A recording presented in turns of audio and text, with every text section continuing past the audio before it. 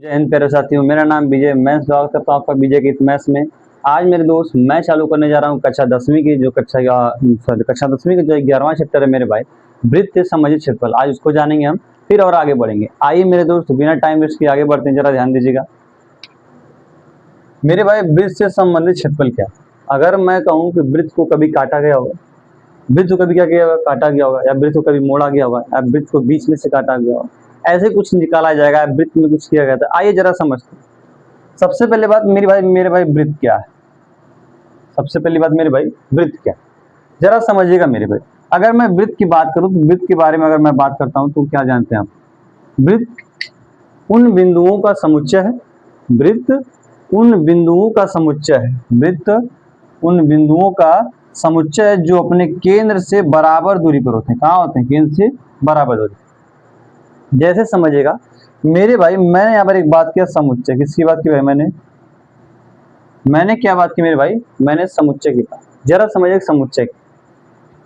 समुच्चय एक प्रकार का समूह होता है मेरे भाई। क्या होता है? एक प्रकार का समूह, एक प्रकार का सेट। क्या होता है? एक प्रकार का सेट, जो का मतलब एक तरीके से लगाया जाता है ना, जिसको ऐसे ऐसे ऐसे मान लीजिए कोई चीज लगा दी गई है, तो ये मेरा भाई क्या है? एक सेट है। एक सेट दिख रहा है आपको किसी चीज का, और ये क्या होता है? मेरा समुच्चय था। क्या था भाई? मेरा समुच्चय। जरा समझिएगा मेरे भाई, अगर मैं बात करूं, आप थोड़ा बहुत वृत्त के बारे में पढ़ के चुके आए, जरा समझिएगा। अगर मैं कहूं कि मैं केंद्र से अगर परिधि के बीच की दूरी मिलाऊं, केंद्र से O है, यहाँ परिधि कोई बिंदु क्या है? A।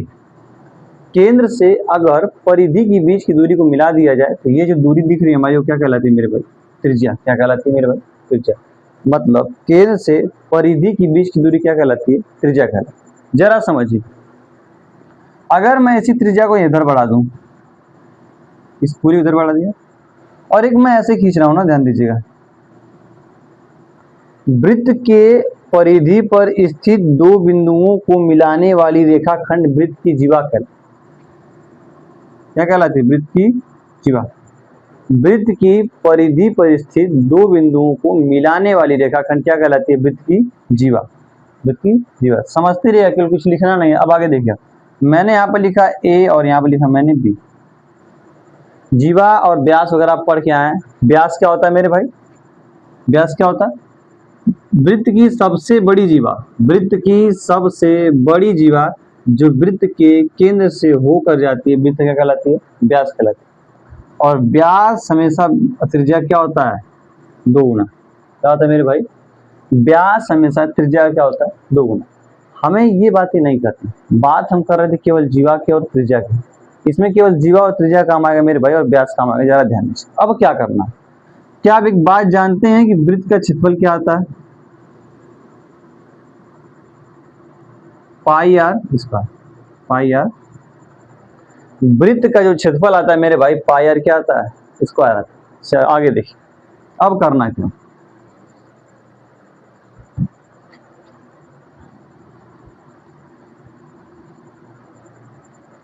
यहां तक क्लियर है?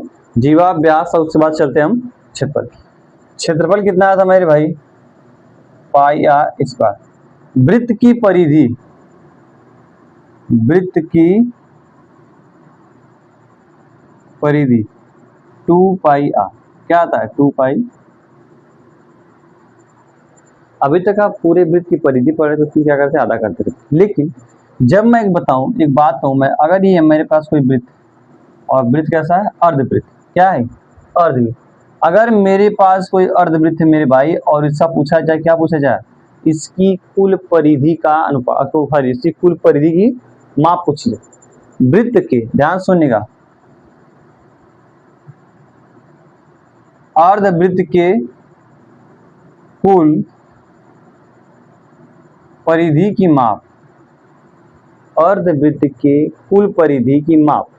जरा एक बात बताइए मेरे भाई, अगर मैं अर्धवृत्त की बात कर रहा हूं तो 2 पाई आर, इसका मैं आधा कर दूंगा, हो जाएगा। अब एक बात बताइए, इसका जैसे मैंने आधा किया, अब कितना आया मेरे भाई? पाई आर है। कितना आया? पाई आर। क्या ये रियलिटी में सही है? क्योंकि जब मैं बात कर रहा था, मैं इस परिधि की बात कर रहा था, ये यहाँ से आता कि आधी परिधि थी, मानता हूं मैं यहाँ से आधी। क्या इस परिधि में एक और भुजा नहीं दिख रही है आपको यहाँ पे? ये भी तो एक परिधि है, ये भी तो एक परिधि है। यानी अगर मैं कहूं यहाँ पे ये कितना है मेरे भाई? आर। ये कितना है मेरे भाई, आर होगा। केंद्र से परिधि के बीच की दूरी क्या कहलाती है, त्रिज्या कहलाती है। अब इन दोनों त्रिज्याओं को हम क्या लिख सकते हैं, डी लिख सकते हैं, हो जाएगा। मतलब अब ये समझ गए कि मैं कहूं अगर परिधि की माप होती है, अर्धवृत्त के परिधि की माप जो आएगी मेरे भाई, साथ में क्या आएगी, 2πr का आधा तो है ही, लेकिन साथ में जो आने वाला है मेरे भाई, कितना आने वाला है, 2r। क्या आने वाला है, 2r। इसी को क्या लिखेंगे हम, d। क्या लिखेंगे, d, मतलब व्यास।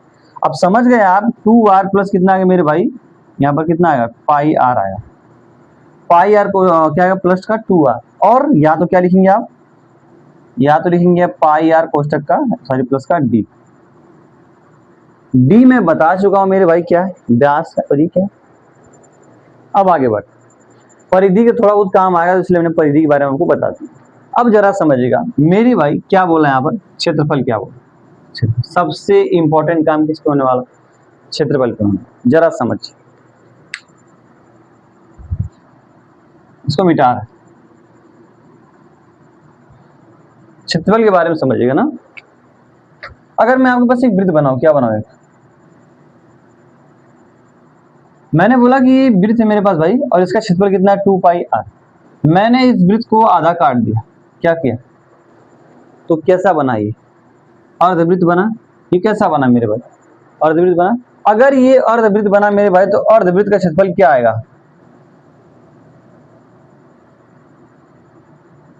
πr², आधा कर देंगे उस, ठीक है नहीं। अगर मैं कहूं मेरे भाई ऐसे मैं खींच दूं उसको, कितने भागों में कटा मेरे दोस्त, 4 भागों में, 1 भाग, 2 भाग, 3 भाग और 4 भाग। तो मैं जैसे ही मैं पूछूंगा कि इस भाग का क्षेत्रफल बताइए, इस वाले भाग का, इस वाले भाग का क्षेत्रफल बताइए, तो मेरे भाई आप कहेंगे कि 1 2 3 4, वृत्त 4 बराबर भागों में कटा है, तो इसका मतलब जो आने वाला है πr² बटा के 4 आने वाला। अगर वृत्त 4 भागों में कटा है तो πr² बटा क्या आने वाला है, 4 आने वाला। मैं इसी तरह अगर मैं बोल दूं मेरे भाई कि अगर इसको मैंने क्या किया, कुछ इस तरह काटा,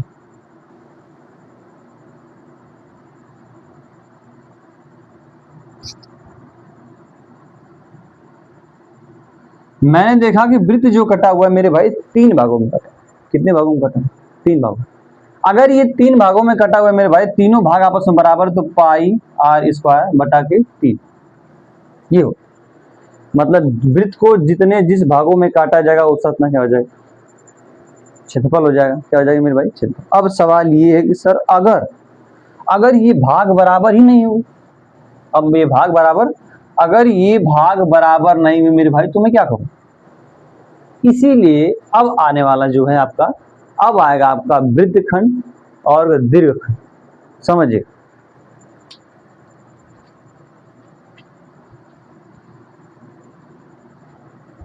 ये तो पिछली चीजें थी जो आपको बतानी थी मेरे भाई। अब जो बताने वाला हूं, अब जो आने वाला है मेरे भाई, आने वाला है त्रिज्यखंड। त्रिज्यखंड, और एक आएगा मेरे भाई वृत्तखंड। त्रिज्यखंड और वृत्तखंड। वृत्तखंड के लिए थोड़े से सब्र करिएगा आप, त्रिज्यखंड की मैं बात करने जा रहा हूं। जरा सोचिएगा मेरे भाई, अगर मैं कहूं आपके पास एक वृत्त है, ये वृत्त थोड़ा सा हैवी बन गया है, घबराना नहीं, मिटा ही देते, दूसरा बना लेते हैं। ये हो गया, ठीक है मेरे भाई। अगर मेरे पास ये है और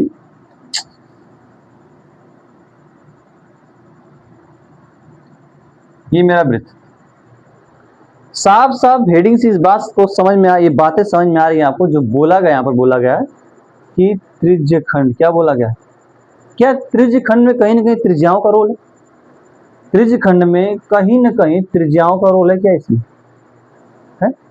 मतलब क्या कैसा कहना चाह रहे हैं आप, त्रिज्यखंड में अगर त्रिज्याओं का रोल है, तो मेरे भाई अगर त्रिज्याओं के द्वारा इस वृत्त को खंडित कर दिया जाए, त्रिज्याओं के द्वारा मेरे भाई वृत्त को खंडित कर दिया जाए, तो हमारा क्या कहलाएगा, वृत्तखंड।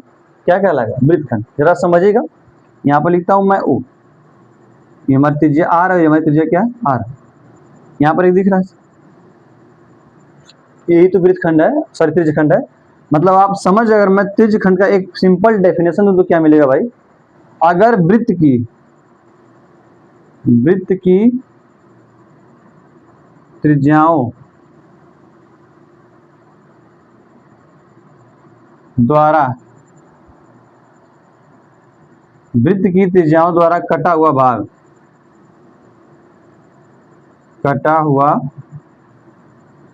भाग, वृत्त की त्रिज्याओं द्वारा कटा हुआ भाग मेरे भाई क्या कहलाएगा?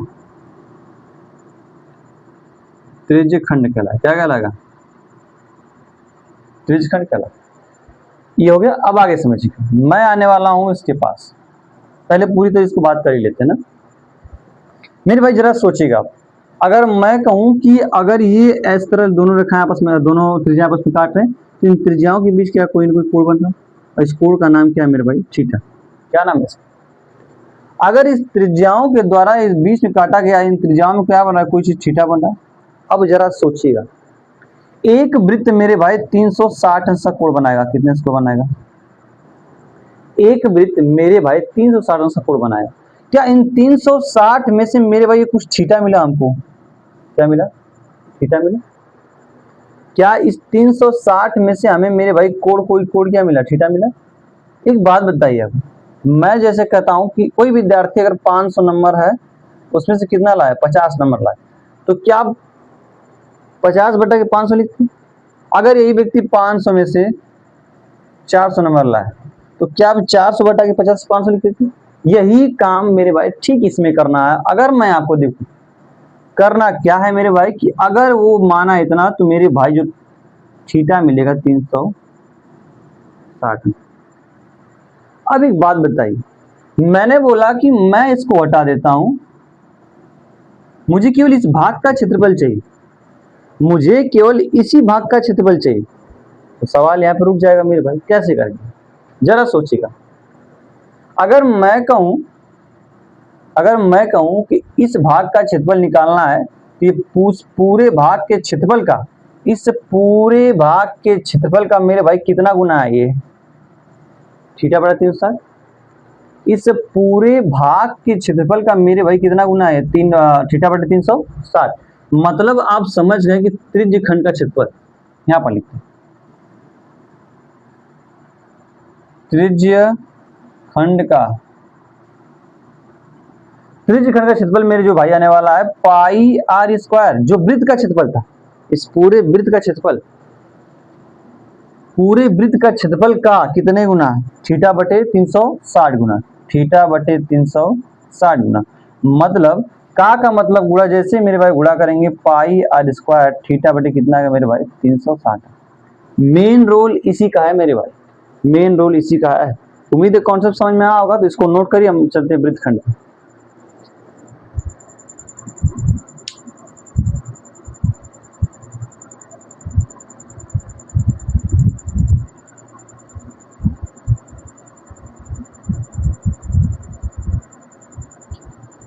चलिए तो आगे बढ़ते मेरे भाई, वृत्तखंड में चलते हैं।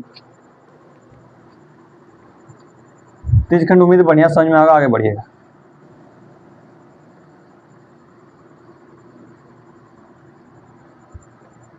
जरा वृत्तखंड देखिएगा भाई ना, हो गया। वृत्तखंड की बात करना हूं। अच्छा, त्रिज्यखंड के लिए किसके द्वारा खंडित किया था? त्रिज्यखंड के द्वारा किसको खंडित किया था मेरे भाई? त्रिज्यखंड के द्वारा आपको किया जाता था, त्रिज्याओं के द्वारा खंडित किया जाता था। तो हमारा क्या कहलाता था मेरे भाई? त्रिज्यखंड कहलाता था। लेकिन अगर मैं जब बात करूंगा वृत्तखंड की, तो क्या किया जाएगा? जब मेरे भाई मैं बात करूंगा वृत्तखंड की, तो क्या किया जाएगा? वृत्तखंड का रोल उसकी जीवा से होगा। किससे होगा मेरे भाई? जीवा से। किससे होगा? जीवा से होगा। जरा समझिएगा क्या बताने जा रहा हूं। मैंने बोला कि मैंने एक ऐसे, इसको कैसे खींच दिया ना, खींच दिया मैंने, हो गया। एक बात बताइए आप, ये जीवा का नाम ए है और यहाँ पर क्या है? बी ना। जीवा का नाम ए और क्या है? बी। एक बात बताइए, जीवा द्वारा काटा गया जो वृत्त खंड हो, क्या कहलाएगा हमारा? वृत्तखंड। वृत्त के किसी भाग को जीवा द्वारा दो भागों में अलग किया जाएगा, तो हमारा क्या कहलाएगा? वृत्तखंड कहलाएगा। क्या कहलाएगा? वृत्तखंड। एक चीज का ध्यान दीजिए आप, जी हमारा एक वृत्तखंड है, दिख रहा होगा आपको, ये हमारा एक वृत्तखंड है। ये पूरा भाग तो भी तो वृत्तखंड है। इस पूरे भाग को क्या कहेंगे आप? वृत्तखंड तो कहेंगे। अब छोटा भाग जो कहलाएगा मेरे भाई, कहलाएगा लघु वृत्तखंड। क्या कहलाएगा? और बड़ा भाग क्या कहलाएगा मेरे भाई, दीर्घ वृत्तखंड। क्लियर है। इसी तरह जब मैं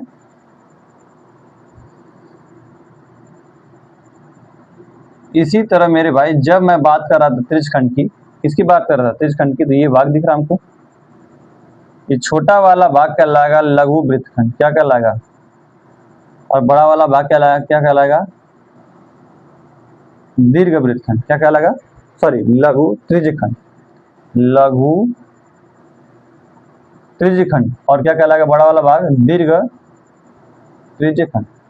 अब इसके बारे में बात करेंगे अभी, नहीं कब ये डिपेंड करता है, कभी डिपेंड नहीं करता है, आगे देखेंगे इसको। इसमें जरा सोचिएगा मेरे पास, अगर मैं कहूं कि मुझे इस भाग का क्षेत्रफल निकालना है, लघु वाले भाग का क्षेत्रफल निकालना, आप हैरान है सर निकलेगा तो निकलेगा कैसे, नहीं ये आधा पे नहीं एक चौथाई पे, कैसे निकाला जाएगा इसको, किस तरह निकाला जाएगा, तो जरा समझिएगा। अगर मैं कहूं मेरे भाई कि मैं यहां से क्या बना दूं,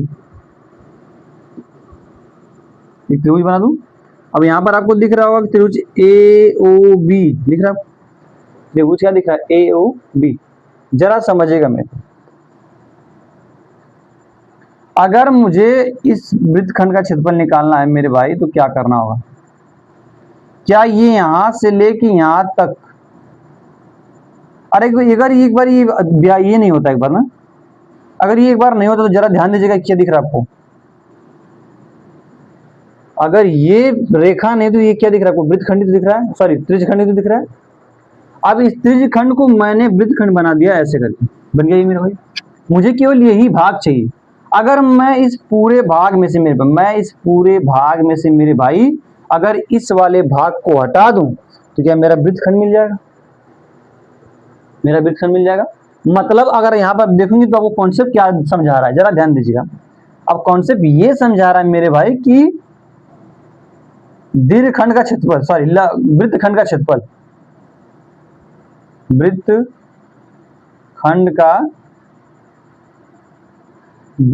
का क्षेत्रफल जो आने वाला है मेरे भाई, आपको पता है कि इस पूरे त्रिज्यखंड में से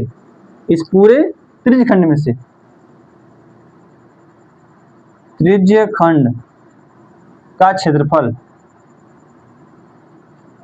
का क्षेत्रफल, हर बार क्या बनेगा मेरे भाई, क्या बनेगा, त्रिभुज बनेगा। त्रिज्यखंड का क्षेत्रफल माइनस त्रिभुज का क्षेत्रफल, त्रिज्यखंड का क्षेत्रफल माइनस त्रिभुज का क्षेत्रफल। मेरे भाई ये जबरदस्त कॉन्सेप्ट, इसी को हमेशा याद रखिएगा, ये अक्सर काम आने वाला, ये हमेशा याद रखिएगा, ये थोड़ा इंपॉर्टेंट बनाएगा आपके लिए ना। अब आगे बढ़िएगा, यहाँ तक कोई दिक्कत कोई परेशानी नहीं। मैं बात करने वाला कि अगर त्रिभुज अलग अलग प्रकार के होंगे तो कैसे किया जाएगा, जरा ध्यान दीजिए। इसको मैं मिटा रहा हूं,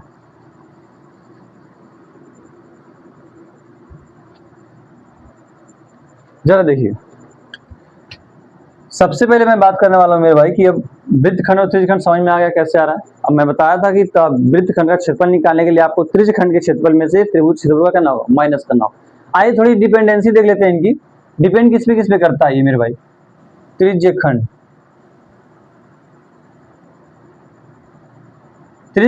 कितना था मेरे भाई, पाई आर स्क्वायर थीटा बटे 360। क्या मेरे भाई पाई फिक्स है और 360 फिक्स है, बचा क्या मेरे भाई, आर स्क्वायर इंटू थीटा, क्या बचा, आर स्क्वायर इंटू।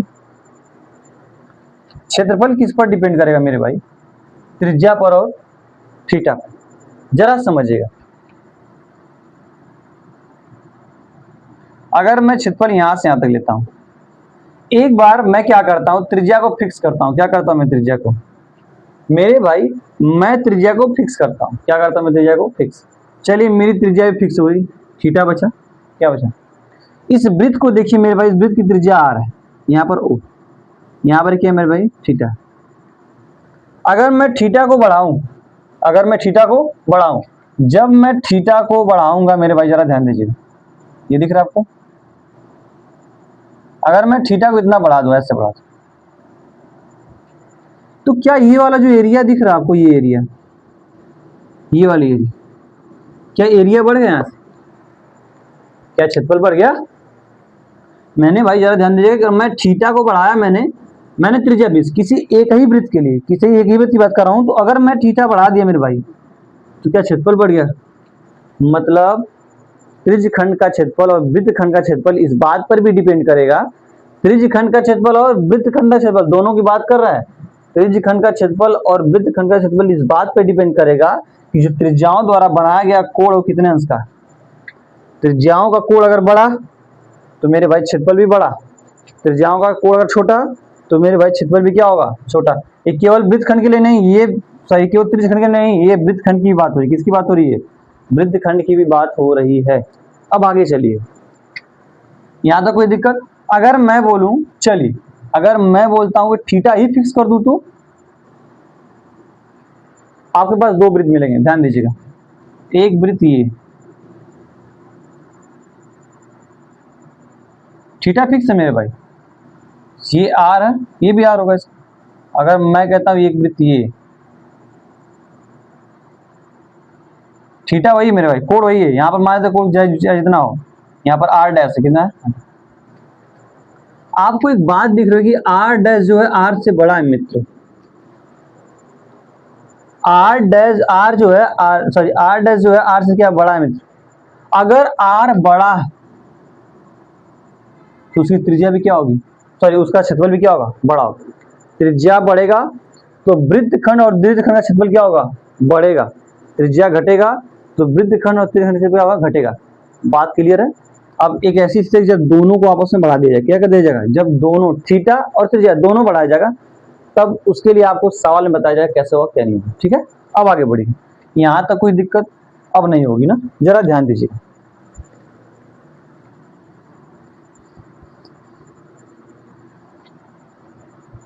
मेरे भाई मैं आपको लेके चलता हूं, जरा ध्यान दीजिएगा। अगर मैं बात करूं, अभी तक हमने क्षेत्रफल पढ़ा था, क्या पढ़ा था? क्षेत्रफल। लेकिन परिधि भी तो आएगी इनकी, परिधि भी तो आएगी दोस्त। परिधि कैसे आई जरा देखिएगा।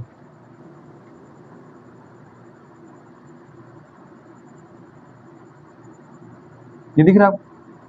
यहां पर थीटा बना लिया उसने, ये आ रहा, ये ओ है, ए आर है, ए है और क्या है? बी। क्या यहां से यहां तक ये परिधि तो होगी इसकी? इसी को बोला जाता है मेरे भाई चाप। क्या बोला जाएगा? चाप। जरा ध्यान दीजिए। अगर मैं ए बी को देख रहा हूं तो ए बी की लंबाई पूछेगा यहां से। अब ए बी की लंबाई किस पे डिपेंड करेगी मेरे दोस्त? इसके सामने जस्ट बना हुआ थीटा है। ए बी की लंबाई किस पे डिपेंड करेगी मेरे दोस्त? इसके सामने जो बना हुआ क्या है मेरे भाई? थीटा है। क्या है? थीटा। मतलब आप समझ गए कि अगर मैं इस पूरे वृत्त की परिधि की बात करूं, इस पूरे वृत्त की परिधि क्या करूं मैं? बात करूं, तो जरा देखिएगा। वृत्त की परिधि यानी मैं लिखने जा रहा हूं त्रिज्य खंड की परिधि, त्रिज्य खंड की, त्रिज्य खंड की परिधि। परिधि टोटल कितना है मेरे भाई? 2 पाई आर। वृत्त की टोटल परिधि 2 पाई आर। अब इसमें से कितना चाहिए आपको? थीटा बटे 360 पे चाहिए। जैसे बता के आया हूं, इस पूरे के लिए क्या चाहिए? थीटा बटे 360 चाहिए। मतलब आप समझ गए त्रिज्य खंड की जो परिधि की लंबाई होगी कितनी होगी मेरे भाई? ये वाली लंबाई कितनी हुई? थीटा बटे 360 2 पाई आर। उम्मीद है क्लियर हुआ होगा। अब जरा देखिएगा, अगर मैं कहूं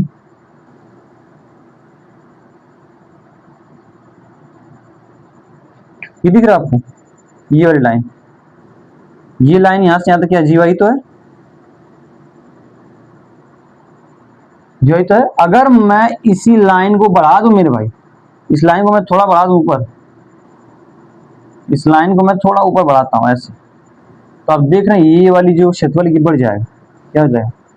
बढ़ जाएगा। अब एक बात बताइए, ये बना थीटा और ये यहां से यहां जो बनेगा मेरे भाई, एक बात बताइए, ये भी तो बनेगा।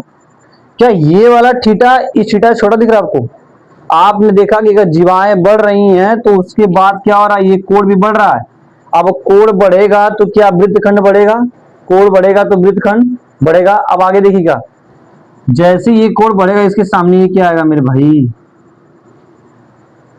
जैसे ये कोण इसके सामने क्या आएगा मेरे भाई? जीवा भी तो बढ़ रही है।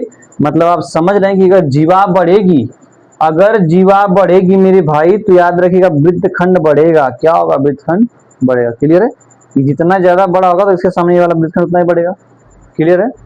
अब यही तक बाकी कॉन्सेप्ट खत्म होते हैं मेरे भाई। अब मैं आपके अगले सेशन में लेने वाला हूँ प्रैक्टिस के साथ। मिलेंगे आपको, तब के लिए जय हिंद, जय भारत, वंदे मातरम।